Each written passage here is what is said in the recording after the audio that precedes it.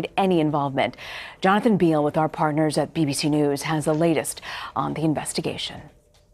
America's flexing its military muscle.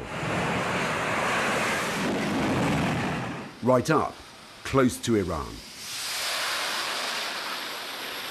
The BBC was among the first media to fly onto the USS Abraham Lincoln since its hasty deployment here to the Arabian Sea.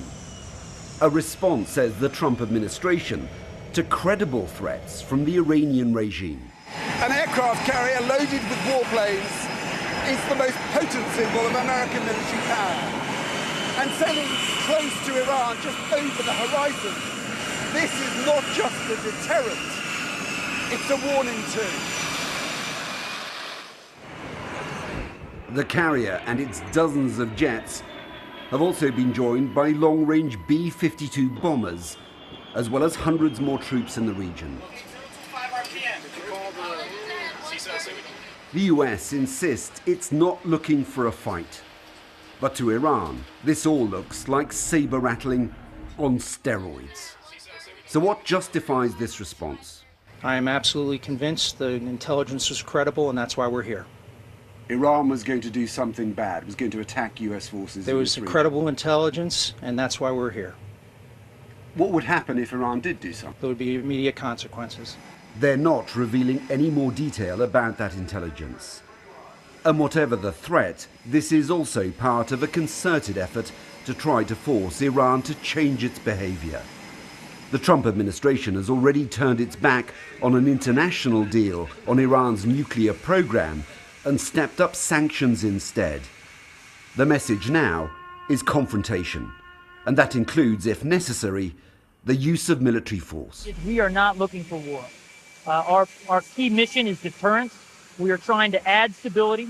However, if the United States is attacked, if our interests are attacked, then we will respond with unrelenting force. With tensions simmering, the biggest fear now will be miscalculation by either side. One possible reason why so far this aircraft carrier has not sailed through the narrow Strait of Hormuz, the closest point to Iran. Jonathan Beale, BBC News, on the USS Abraham Lincoln. Iran unveiled a new air defense system capable of targeting fighter jets and drones. The system, called 15 Horad, was shown on state media. Iran's defense minister says it has a range of 45 kilometers and can track up to 6 targets simultaneously. It comes with tensions high between Iran and the United States after the U.S. pulled out of the nuclear deal last year and restored sanctions. International monitors say there's no evidence Iran broke its obligations.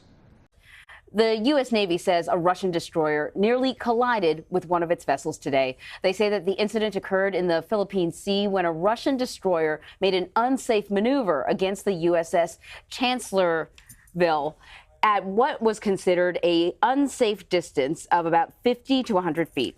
This video shows the near collision of the two ships while the USS Chancellorsville was recovering a helicopter on what they called a steadying course speed.